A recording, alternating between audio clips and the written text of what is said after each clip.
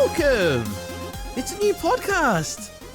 And I'm one of your hosts, Darren, aka Daz. Here, I don't even know which way I'm saying my name, but I'm here again. I'm back after a long break. And with me, I have a new co-host, a new dear friend of mine, Mr. Brendan, aka Bastich B. How are you, mate? I'm pretty good, and you? I'm good, dude. I'm good. I'm pumped for this new you could say journey. Yeah, I think it's going to be pretty awesome. Yeah. I'm really looking forward to going ahead with everything. I'm so glad that you said yes to joining me on this. And, my pleasure. Yeah, oh, man, no, it's really cool. And yes, the podcast is called the Hands On Gaming Podcast. You could add podcast at the end, or you can just call it Hands On Gaming, whatever. It's a podcast. Okay, how could we explain this podcast? If you've listened to my prior podcast, the Arcade Perfect podcast with good old friend Tagster, what we do is pretty much in the same gist as that, is that we're going to review one game per episode on various platforms, but not arcade titles, home consoles or home vintage computer games. Stuff that wasn't in the arcade. Look, we might throw an arcade one. Who knows? Yeah, we'll look at systems from the Atari 2600 to the Sega Saturn. I mean, but I think, yeah, you know, we'll look at everything. But I think we're probably more 8-bit computer fans here, aren't we?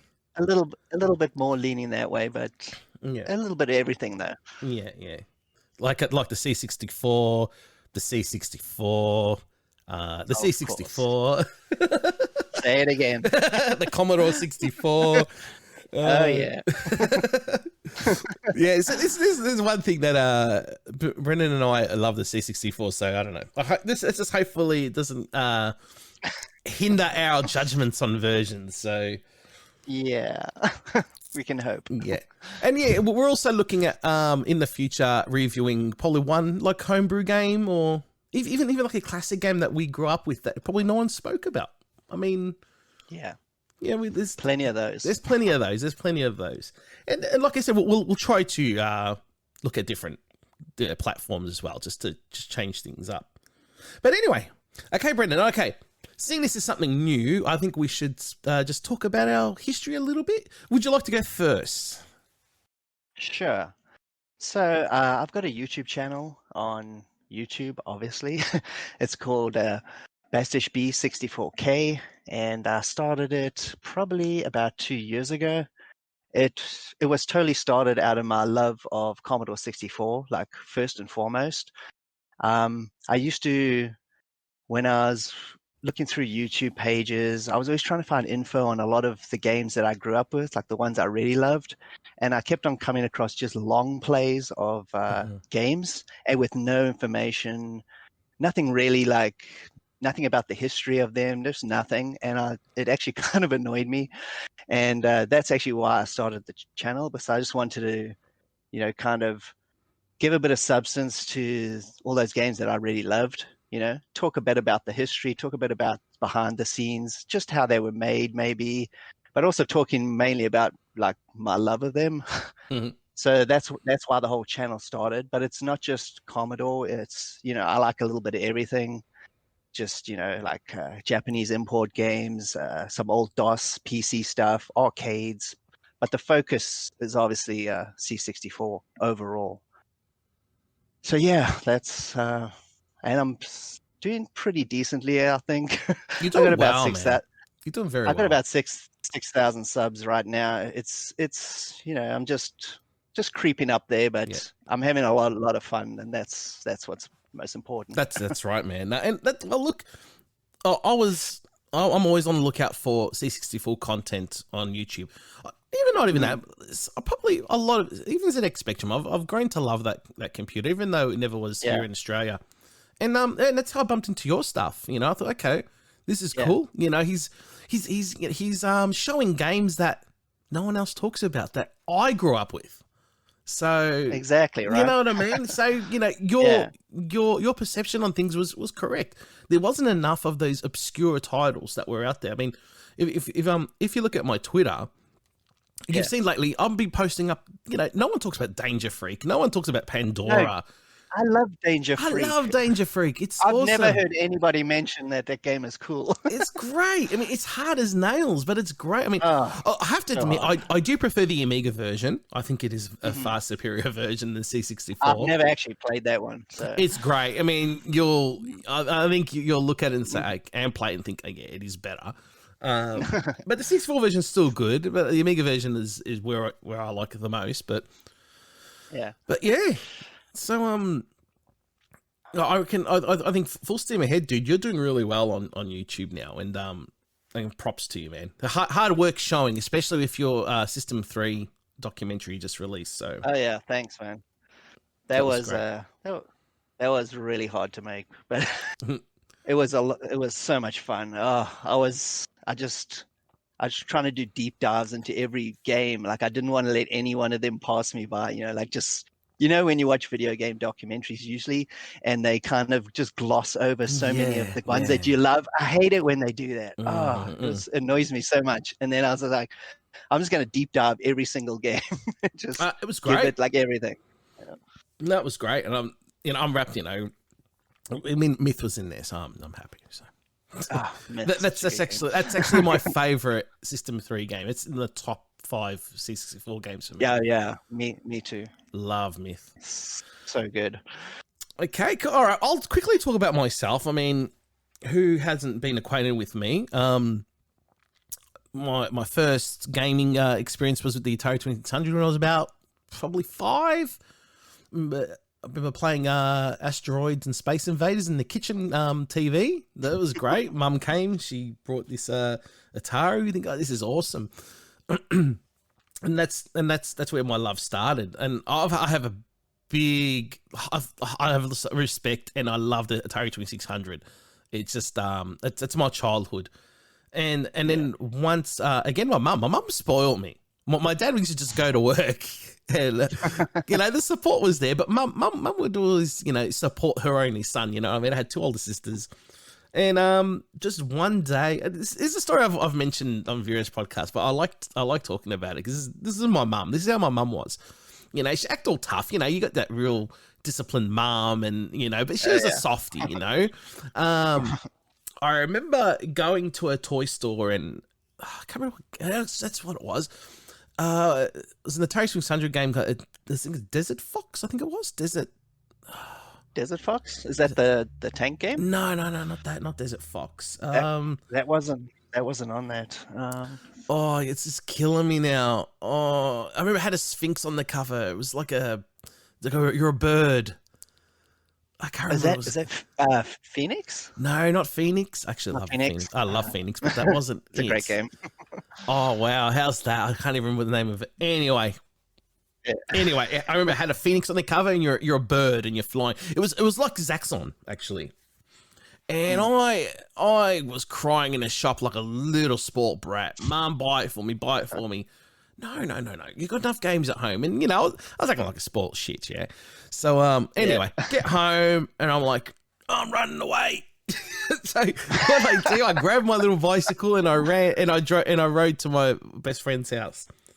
Obviously, they knew I didn't run away. They knew I went out to a friend's house, But I was probably, I'm not going back home, and blah blah blah. So probably an hour and a bit later, come back home for dinner because I really ran away, and my sister grabs me. She goes, "Don't go in your room," and she's exaggerating, and I'm like, "Leave me alone." And I was acting like a drama queen, and I go in my bedroom, and what I see sitting there on my bed is a boxed Commodore 64 with 1541 2-disc drive, brand new. I was like, oh my god, wow. And then my sisters look at me. They go, see, and you're not the favorite. Like, they actually got really cut up about it, really. And then, I mean, how's that? I was crying for an Atari 2600 game. She got me a computer. I mean, even better. Yeah, it's like, and I still remember the first. There's a bundle that came with it. It was a disc bundle, and I popped that in. Yeah. And what am I going to play here? This is so cool. Didn't know what I was doing. I had to follow the directions, and I had load. Oh yeah. Talking marks, asterisks, or whatever. And I remember loading up a game called Five-A-Side Soccer, and I was wowed by the speech. I'm like, oh my God, he's got a speech in it, you know. And that was it. My love for the 64 came from there. But without going any more detail, I love my Mega Drive. I love my Sega Master. I'm a big Sega fan, massive Sega fan. I like Nintendo. I like Nintendo. I just think I think the early stuff's overrated. Personally, I'm more of I'm a Sega guy. I mean, look, Super Nintendo I think is fantastic, and I love that console to death. I think, and I've always thought the SNES was the best Nintendo console until the Switch came out. Funny enough, I think the Switch has finally overtaken it. That thing's a beast. That thing is cool. It's amazing piece of kit. But I was a big PlayStation fan. Original Xbox, love the original Xbox. That's got some really great titles on there. Some great games. Unreal. And now I'm up to the PS5 and Xbox Series X, and funny enough, I hardly touched them because there's nothing out for it yet. Yeah, I haven't even got those yet. You're not missing out. You're not missing out on anything. I'm not really I'm not really jazzed to get them yet. There's nothing ready to play. There's nothing on there. I mean, there's a shortage of consoles for both. Yeah. And there's nothing out for them anyway, so no one's missing out on anything. So no.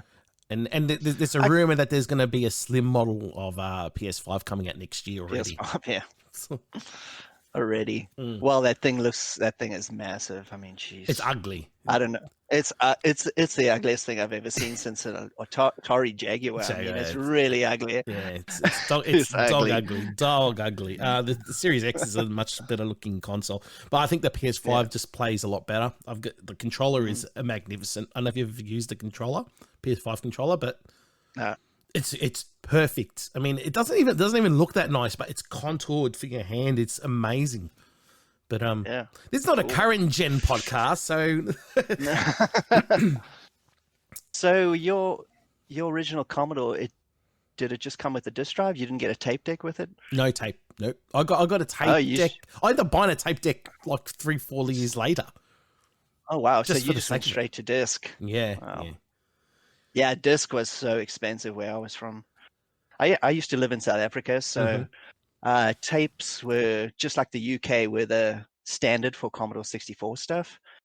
A little bit later, like discs kind of like phased their way in, but initially tapes were just the format. It was like the only way you could play stuff.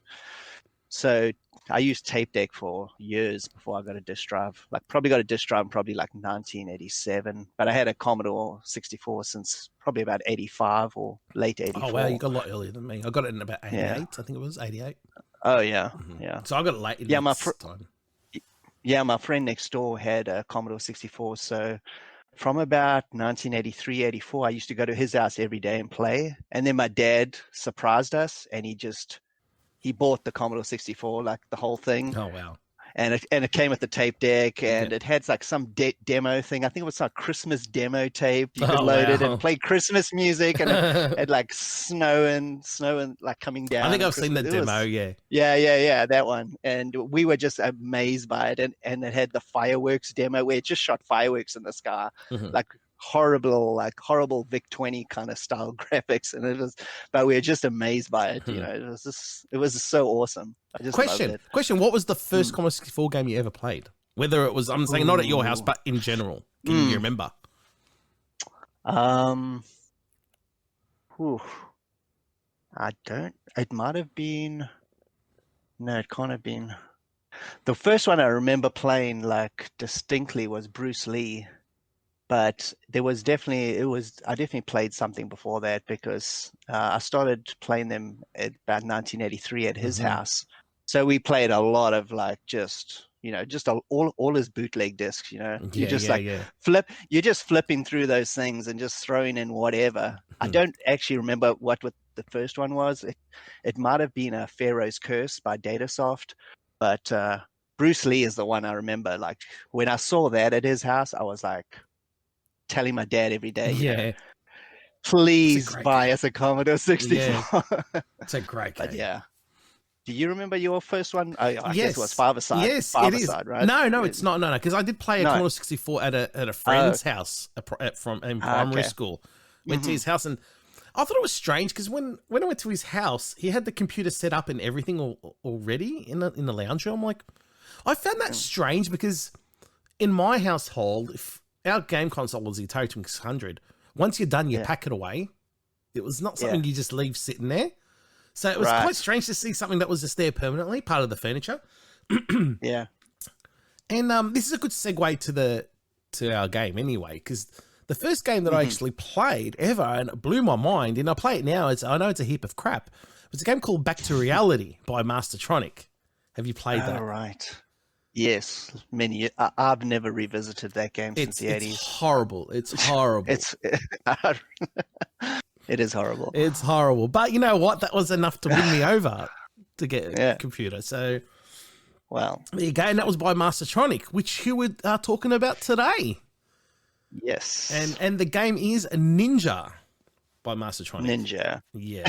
not the last Ninja. Just Ninja. Or not the Ninja. It's just Ninja. Or Ninja Master. There were like so many ninja games. You remember all those? Yeah. Like those, especially budget labels. They were just pumping those ninja games Ninja out. Scooter, wasn't there? There's Ninja Scooter, Ninja God, BMX, and BMX Ninja. Yeah. Oh my goodness. Yeah. So Mastertronic. Yeah. So you wanna just explain about Mastertronic? Just a quick overview. Yeah. Yeah. Mastertronic were a UK company. They formed in 1983. And they published their first game in 1984. And man, they just pumped out stuff during the 80s. They were like a freight train. They were like Firebird, just every time you went into like a software shop, there was like at least 3 titles like up on the shelf there. But I mean, most of their games were budget games. And later on, they released the Mad label, which we were just talking about a little bit earlier. And the Mad label was budget games plus, like they were just a little bit better than the usual trash that they put out, and they were priced at $2.99 instead of $1.99. And the game that we're looking at today, Ninja, that was part of the Mad label, and a lot of other cool ones like the Last V8. Did you ever play that one? Yes, Last V8. That was anything good about that game. The graphics are nice and the music is magnificent. Yeah, but that's not a game. The game though, jeez, that game is brutal. It's not a game. Brutal. I don't call it a game. It's just too hard. It's a torture test, but anyway, great music. And later on in the late 80s, about 1988, they merged with Virgin and became Virgin Mastertronic. And then I think in the early 90s, I read that they got bought out by Sega in the UK. And I don't know much about that deal. It's kind of, do you know anything about that? They actually got bought by Sega and merged into them. Yeah, that could be possible. That could be possible. Yeah, because if you do look at a lot of, like we got a lot of PAL Sega Master System games here, and you'd always see Virgin on there with the Sega games as well. So Right. Oh, yeah. That's a connection. Yeah, so Mastertronic. I got to admit, I mean, back in the day when I was a kid, whenever I used to see the Mastertronic label, I used to be kind of snobby towards it. No, I liked it. I was a total Mastertronic snob because I was like one of those, like System 3 and Ocean, the big boys. I don't want to look at these trashy budget games. Yeah, like Thalamus and all that. But the irony of it was that I played the Mastertronic games just as much as the big boy stuff. So I mean, in the end, I actually really liked them. Action Biker, that's another good one. Action Biker, that game's so hard. Oh, you know what? It's actually not once you get to know what you're doing. I mean, you think? Yeah. Shout out to Steve Erickson from Retro Asylum. I was never a fan of this game until he kept bringing it up. So I did try playing it properly, and it's actually not too bad. I mean, if you really get the gist of the controls, it's actually not bad, and it's quite fun. It's just to collect. You just got to collect everything in order. It's a fun game. Yeah. I always just found it so hard. It is hard. But once you get the gist of it, it's pretty good. So there we go. That's Mastertronic. So what other Mastertronic games did you play? Well, yeah, Action Biker. Any other favorites? Action Biker now, I'd say. There wasn't that many from memory that I can just think. Did you Oh, did you ever play Kane? Kane was great. Yeah, Kane is was great. awesome. The Human Race was good, but it was a bit hard. Yeah. Yeah. I thought it was okay. Chiller was Another one. Mastertronic, wasn't it? Yeah, it was. Love Chiller. I was never a big fan of Chiller. It's hard. It's very just, hard. Yeah. Yeah. I like the music though. yeah. And someone released a sequel to it too, a homebrew sequel. Yeah, I actually played that. Yeah, I haven't played it. Is it good? It's it's pretty good actually. I mean, it's got the spirit of the original. Okay. Nice music. Is it easier? It plays pretty much. Yeah, it's easier. It plays pretty much the same, but it's definitely easier. Okay. Yeah. It's kind of cool. I like it. I prefer it. I prefer it to the original, to be honest. Fair enough. I've got to give it a go, actually. I've got to give it a go. What about you? Is there any other standout games from the Mastertronic label? Mastertronic. Kickstart. You ever play Kickstart? Oh, my God. How could I forget Kickstart 2? Yeah. Oh, wow. Kickstart 2 is the best one. Yeah, Dude, definitely. That's Spent many hours with that. What a game, man. Imagine getting that back in the day as a budget title. You'd be playing that for weeks. That is just... That probably shouldn't have been a budget title. You know what I mean? There's unlimited possibilities with that game. And I know it sounded like I'm trying to sell it like an advertisement, but it's great. It's like me and my friend Mark, we used to love the shit out of that game. Make our own tracks and it was great. Track design was awesome. Yeah, and it's still fun today. I don't care what anyone says. Yeah. No, it's fun. Other ones. Yeah, they're the ones that really stand out for me. Those are the ones I can. There are probably many that I've forgotten. I reckon there's a lot. Yeah, their list is long. There is. There's a lot there. But anyway, Kate. All right, let's get started. Let's talk about the great game that is Ninja, not the Ninja, Ninja.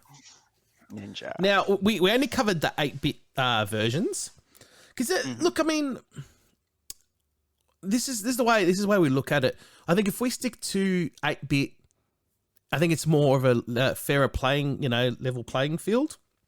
I think it's fair to add, Amiga, ST, and DOS in there, even though the 8-bit version is probably better anyway. But you know what I mean. I think going forward, I think that's just a better way of looking at comparing games.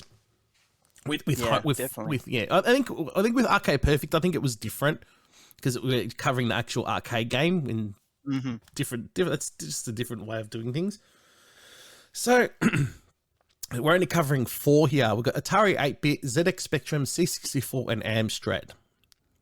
And there's not much of a difference between them all. So but enough to talk about it, I think, because I only played the C64 version growing up.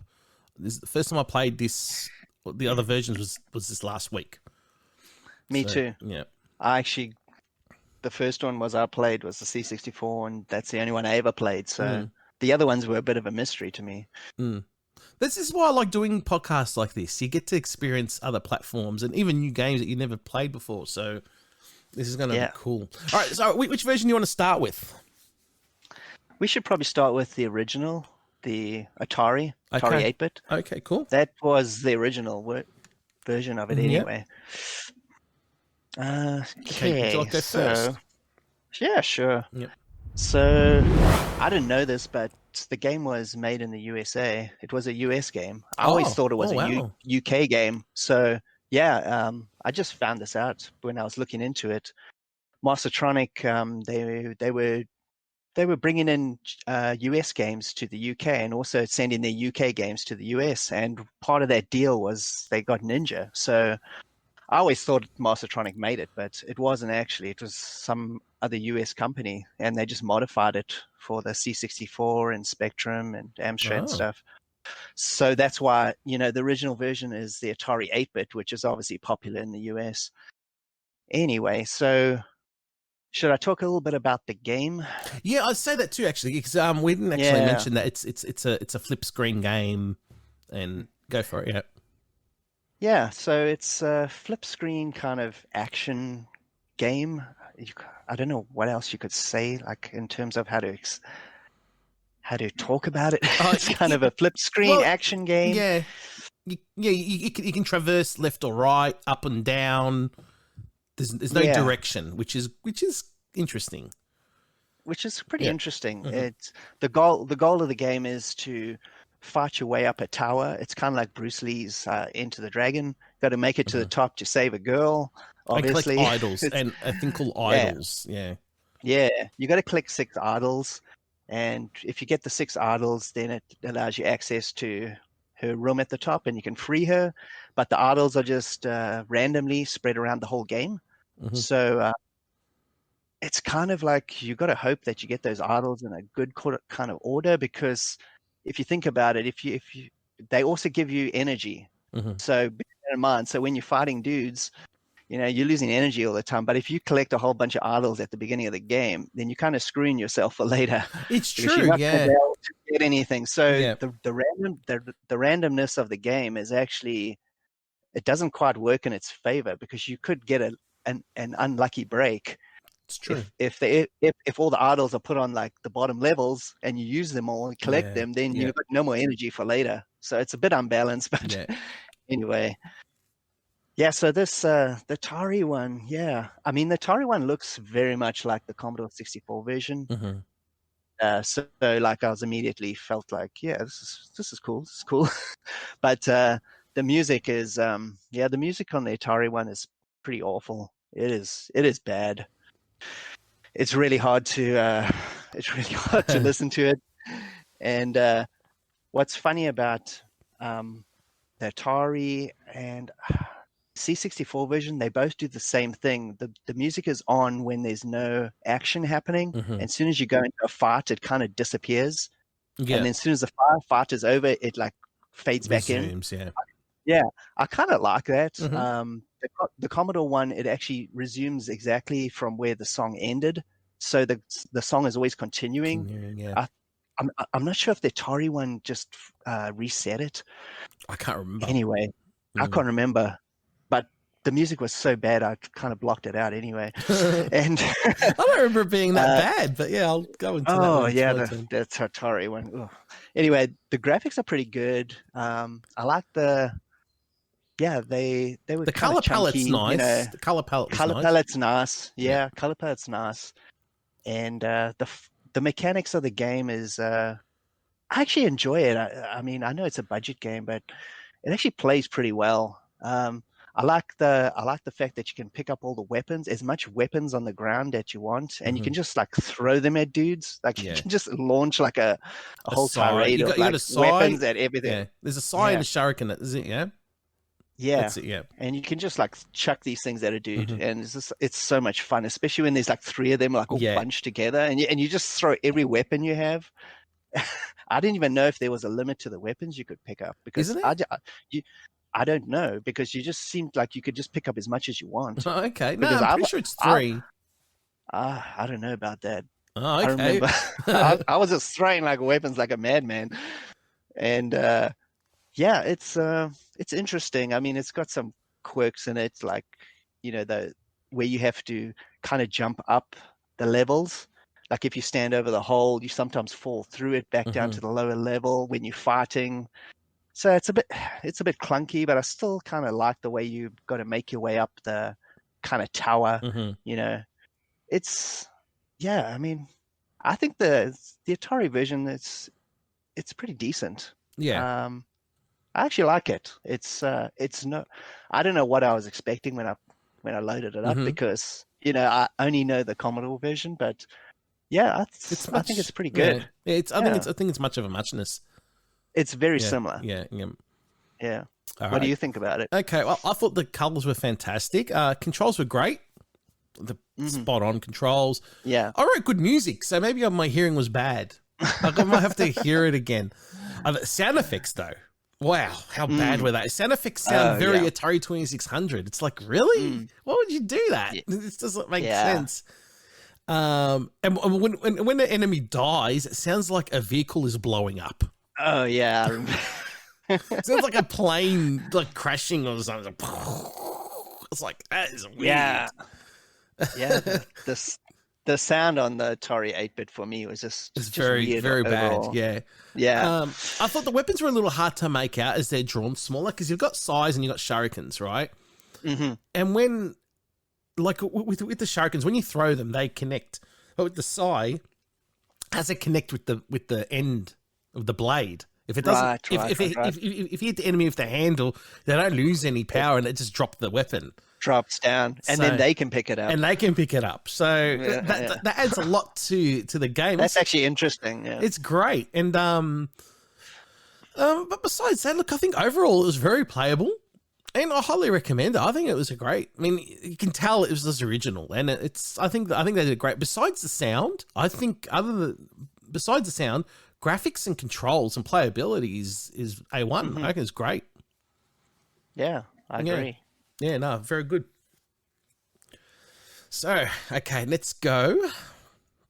I want to go ZX Spectrum here. Mm-hmm. Yeah. You want to go first on this one? Yeah.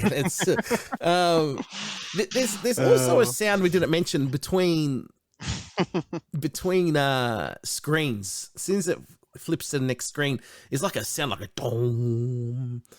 You know, maybe it's supposed to be some introduction music to every scene. I don't know, but it's strange. But anyway, I'll get to that.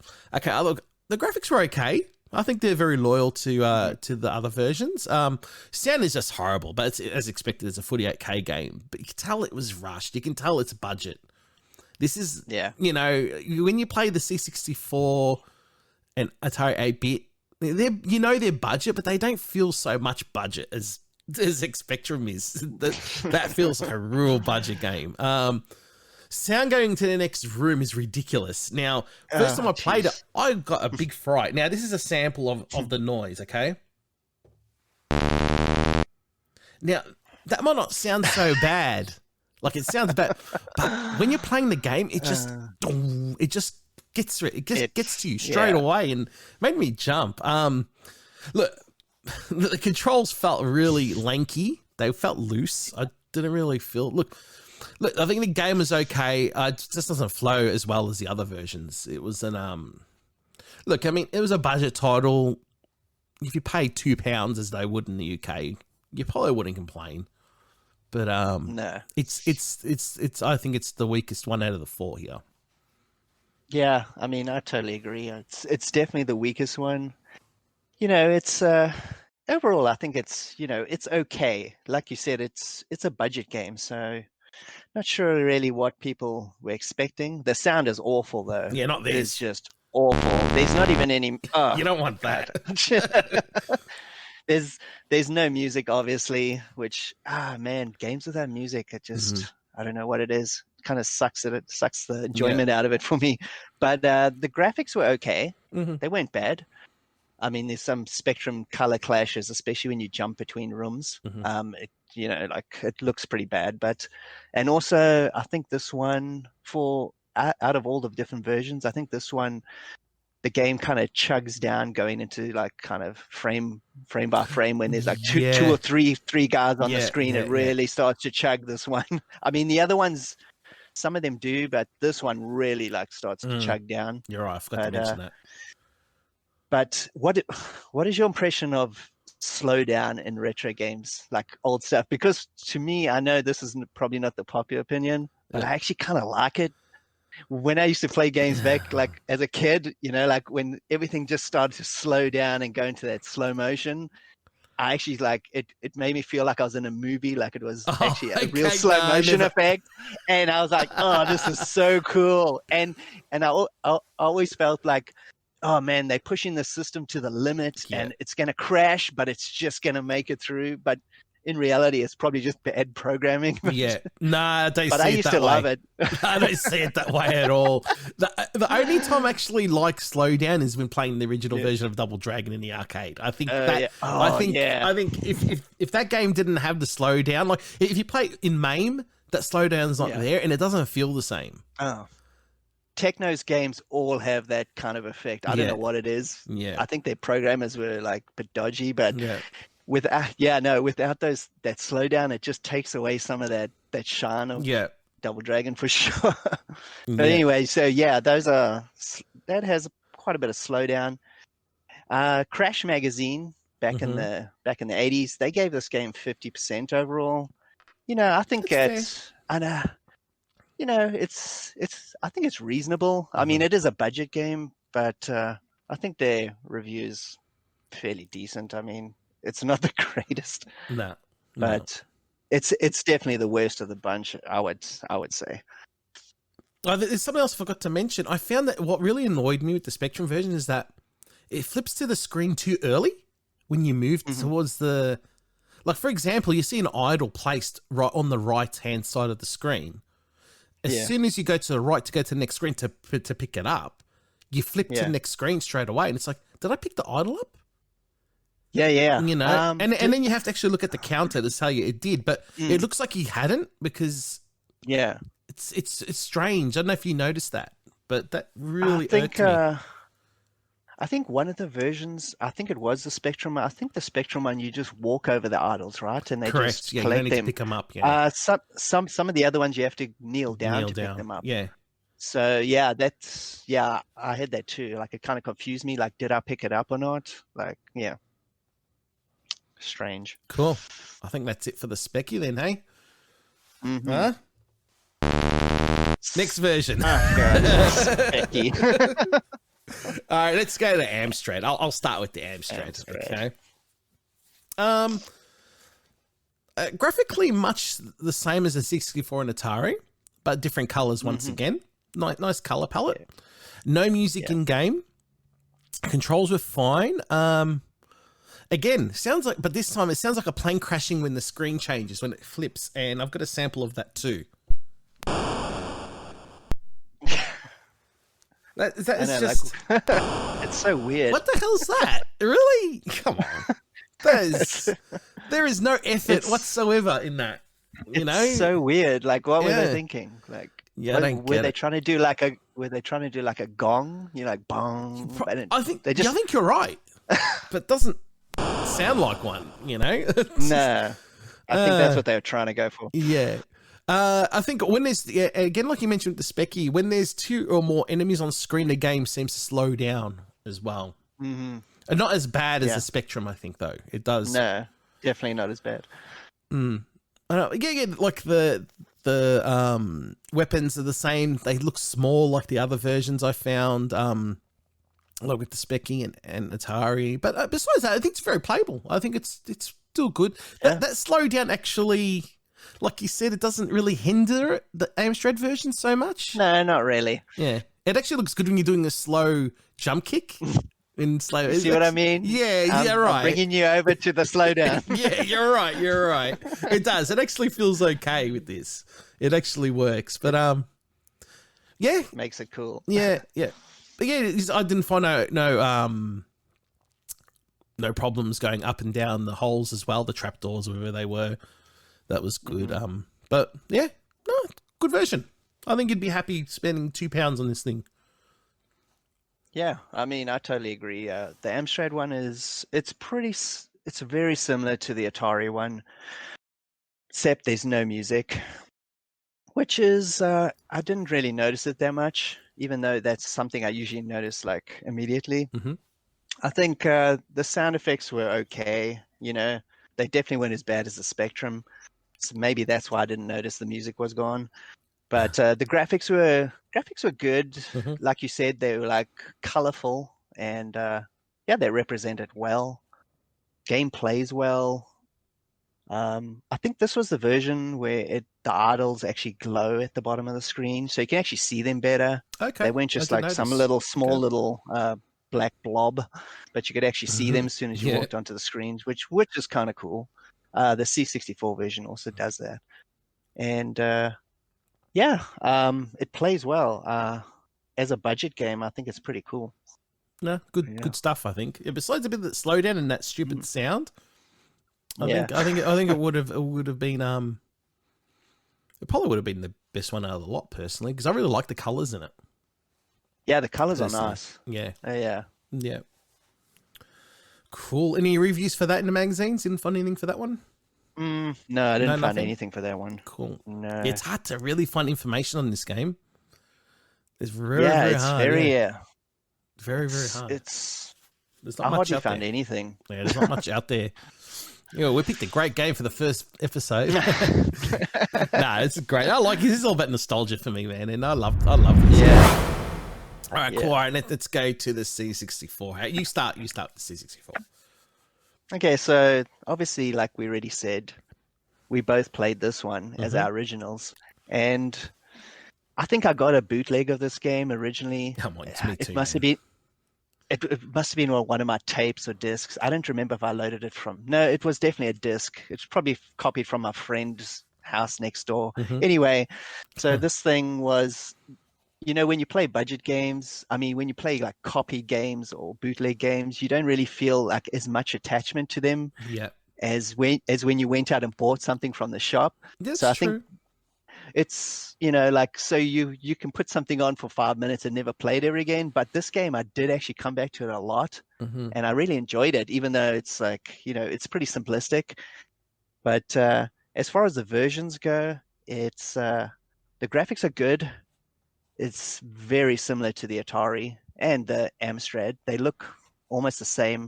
The color's obviously a little bit different. It's more the Commodore's muted kind of color instead of the Amstrad's like amped Vibrant, vibrant color. But it still looks good.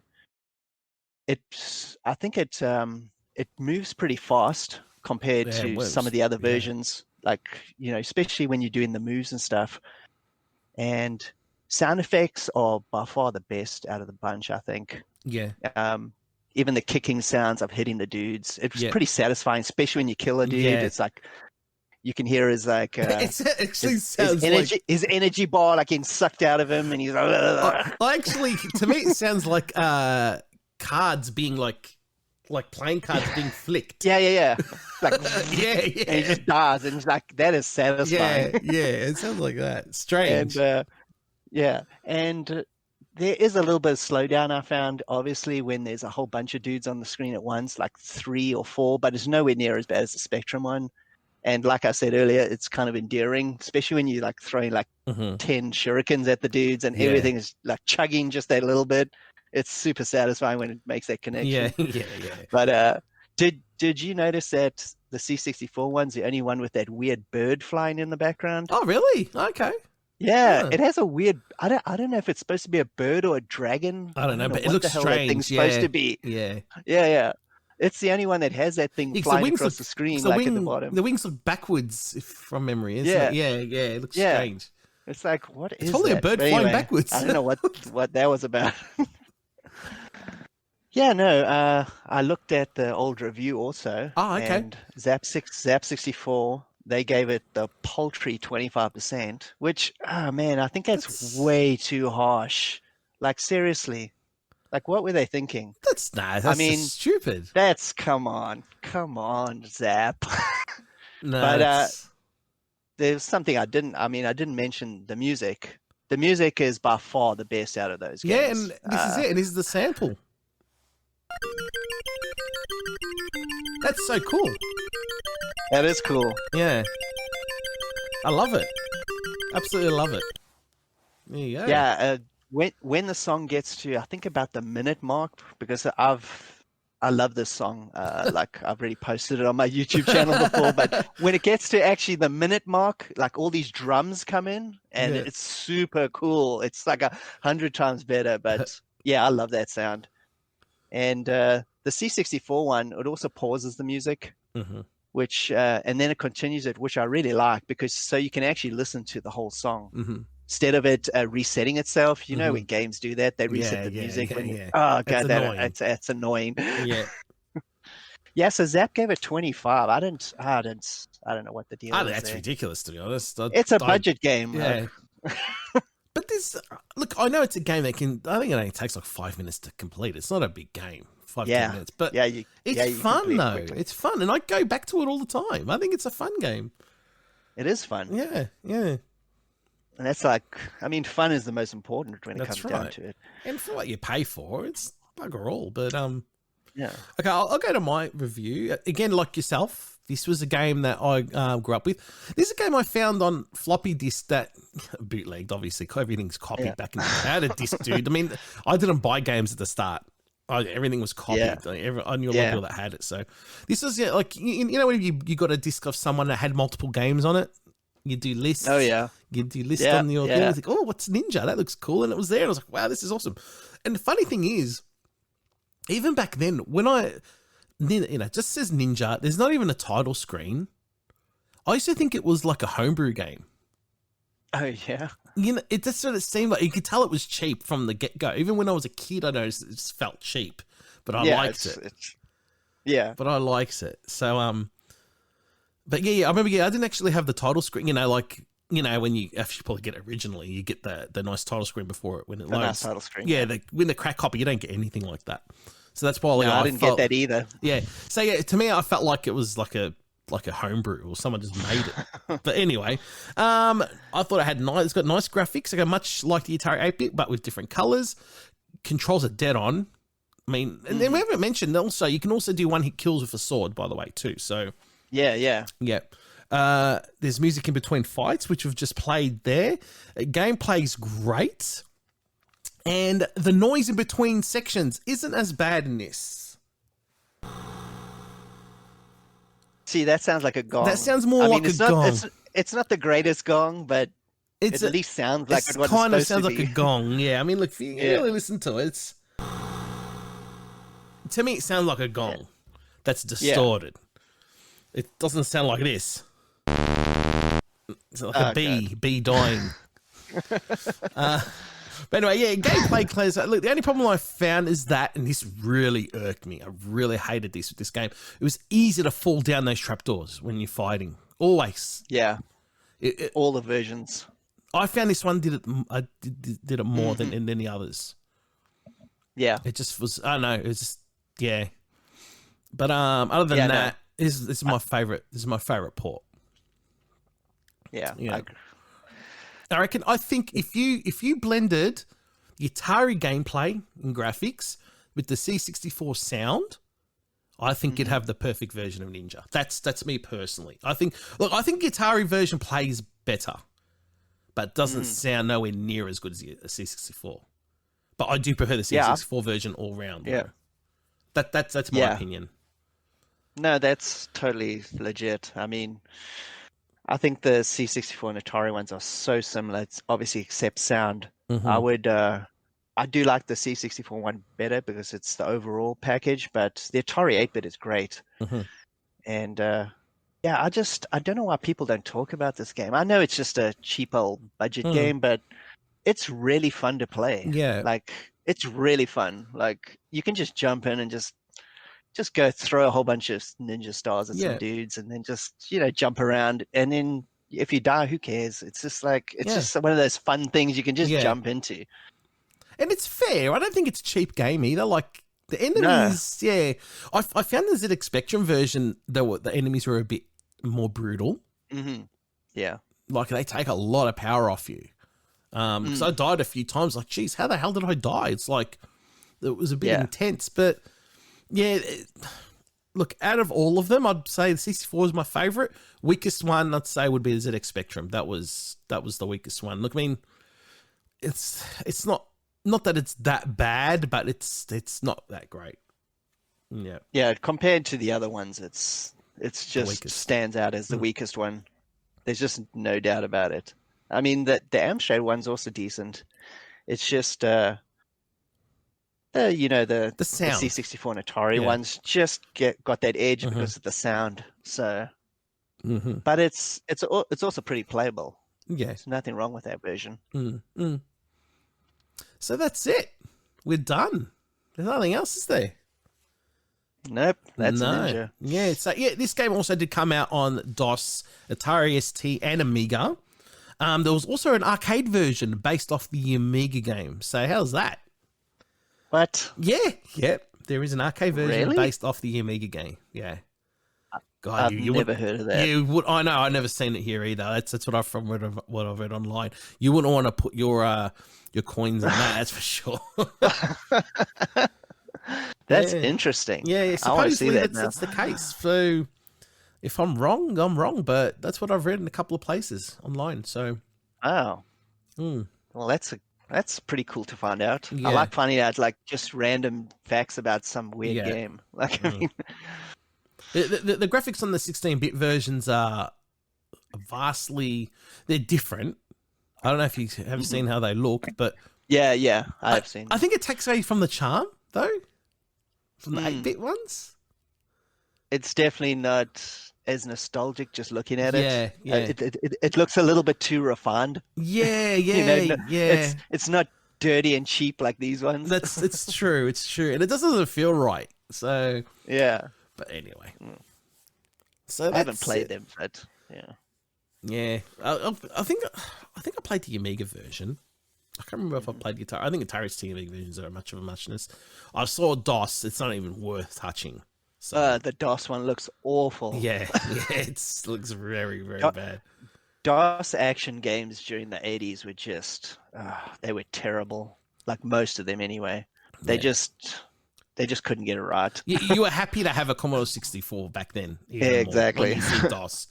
You know what I mean? Especially when the Amiga came, you think, why would you even touch PC when you got an Amiga exactly, as well? right. It's like, it's insane. So, okay, well, there we go. We're done.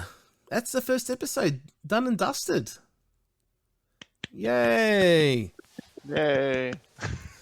So, yeah, that was fun. It was great fun. And thanks for everyone that was listening in.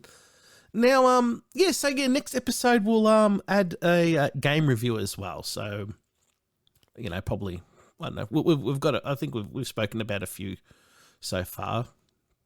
Oh, I've suggested 1 or 2 games, so we'll look into that next episode. So, okay, I'll give a quick shout out to a fellow podcasting shows, Retro Asylum, Maximum Power Up, Get to the Chopper, Zaps to the Past, which is a cool new C64 podcast that's just come out recently. Great show, love it. The RGDS team as well. And a big shout out to my fellow Retro Dominations, Mark, Corley, Tim, Peter, and my RK Perfect podcast co-host, Mr. Sean Tagster. I hope you're listening in, and I'm sure you are listening in. He knows that joke. We got a joke there. So, also a big shout out to Jerome Tell for giving us his blessing, so we can use the Cybernoid 2 remix that he created as our intro and outro. Also, a big shout out to Gary Arnott for creating our logos for each episode. He'll be doing that going forward like he did with Arcade Perfect. So, dude, you're a legend. Thank you so much. Also, big thanks to Mr. Marky Mark and the Funky Bunch, Mr. Mark C from Retro Domination, for finalising our podcast logo. And it looks gorgeous. And thanks to everyone that has listened in on the show, and we hope that you stay with us on the rest of our journey. So yeah, and thank you, Brendan, as well, for joining me on this. This is going to be a lot of fun. So yeah, it's awesome. Can't wait for the next episode. We got a whole bunch of cool titles we're thinking about, but we haven't decided yet. Not yet. No. It will be interesting. It will be, and it will be very interesting. I've already got a couple in mind that I think will be great. That'll be a little bit more in depth than Ninja is, that's for sure. So, for sure. Yeah, it won't be an hour podcast. I think it's going to be a bit longer. But anyway, with that, thank you, and sayonara. Cheers.